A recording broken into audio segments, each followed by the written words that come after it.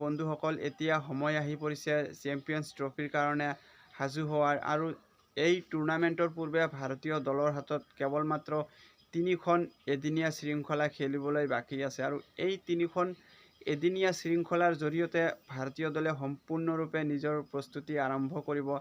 আৰু এই শৃংখলা ভাৰতীয় দলে ইংলেণ্ডৰ বিৰুদ্ধে নিজৰ ঘৰুৱা কণ্ডিশ্যনত খেলিব আৰু টিম মেনেজমেণ্টে হয়তো চেম্পিয়ন্স ট্ৰফিত যি দল খেলুৱাব সেই দলেই ইংলেণ্ডৰ বিৰুদ্ধেও এদিনীয়া শৃংখলাত ঘোষণা কৰিব। এই দল কি ধৰণৰ হ'ব পাৰে তাৰ ওপৰত আমি কিছু আলোচনা কৰিব বিচাৰিছোঁ। প্ৰথমতে ক'ব গ'লে অপেনাৰ বেটছমেন হিচাপে ৰোহিত শৰ্মা আৰু শুভমান গিলে খেলিব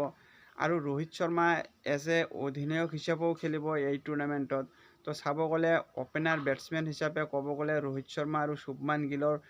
স্থান একেবাৰে নিশ্চিত আৰু এজ এ বেকআপ অপেনাৰ হিচাপে যশস্বী জয়সৱালৰ নাম সকলোৰে আগত থাকিব, কিয়নো জয়সৱালে টেষ্ট আৰু T20 ক্ৰিকেটত যি ধৰণে প্ৰমাণ কৰিছে ইয়াৰ পৰাই বহু আগত জয়সৱালে দলত আহিব লাগিছিল, কিন্তু টিম কমিউনিকেশ্যনৰ কাৰণে জয়সৱালে এতিয়াও ODI ডেবিউ কৰিব পৰা নাই যদিও এই টুৰ্ণামেণ্টত যদি তৃতীয় অপেনাৰ বেটছমেন হিচাপে জয়সৱালৰ নাম থাকে এয়া আশ্চৰ্যকৰ একোৱেই নহ'ব। ৰোহিত শৰ্মা আৰু শুভমান গিলৰ পিছত যশস্বী জয়সৱালৰ নামেই থাকিব অপেনাৰ হিচাপে আৰু 3 নম্বৰত বিৰাট কোহলি থাকিবই, শ্ৰেয়স আয়াৰৰ নামো থাকিব। উইকেট কিপাৰ বেটাৰ হিচাপে দুজনৰ নামেই থাকিব, KL ৰাহুল আৰু ঋষভ পাণ্টেই থাকিব। এই দুজনেই যি দুগৰাকী উইকেট কিপাৰ বেটাৰ হিচাপে থাকিব এই দুজনৰে নাম থাকিব। পিছলৈ মূল একাদশ ঘোষণা কৰাৰ সময়ত কোন ফাৰ্ষ্ট চইচ আৰু কোন ছেকেণ্ড চইচ থাকে সেয়া পিছৰ কথা হ'ব, কিন্তু প্ৰথম অৱস্থাত এই দুজনেই ফাৰ্ষ্ট আৰু ছেকেণ্ড চইচ থাকিব।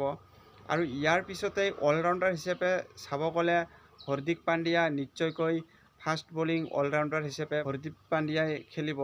আৰু ইয়াৰ পিছতেই অলৰাউণ্ডাৰৰ কথা ক'ব গ'লে অক্ষৰ পেটেল আৰু ৰবীন্দ্ৰ জাদেজাৰ নাম নিশ্চয়কৈ থাকিব। এই কণ্ডিশ্যনত দুয়োগৰাকী খেলুৱৈ সকলোতকৈ বেছি শ্বুট কৰিব। এই দুগৰাকী খেলুৱৈয়ে বেটিং আৰু বলিং দুয়ো বিভাগতে দলক বহুত শক্তি প্ৰদান কৰিব আৰু ইয়াৰ পিছতে যদি বলাৰৰ কথা ক'ব যায় অক্ষৰ পেটেল আৰু ৰবীন্দ্ৰ জাদেজাৰ পিছত দলক যি আন এটা স্পিনাৰৰ প্ৰয়োজন আছিল সেই স্পিনাৰ হিচাপে কুলদীপ যাদৱ 100% থাকিব আৰু কুলদীপ যাদৱৰ পিছতেই ফাষ্ট বলাৰ হিচাপে মহম্মদ শামি কামবেক কৰা দেখা যাব এই টুৰ্ণামেণ্টৰ জৰিয়তে। হয়তো এয়া নিৰ্বাচন কমিটিৰ প্লানেই আছিলে যাৰ কাৰণে অষ্ট্ৰেলিয়ান টুৰত শামিক পঠিওৱা নাই আৰু চেম্পিয়ন্স ট্ৰফিৰ কাৰণে সঠিকভাৱে প্ৰস্তুতি ল'বৰ কাৰণে শামিক হয়তো সীমিত অভাৰৰ ক্ৰিকেটতেই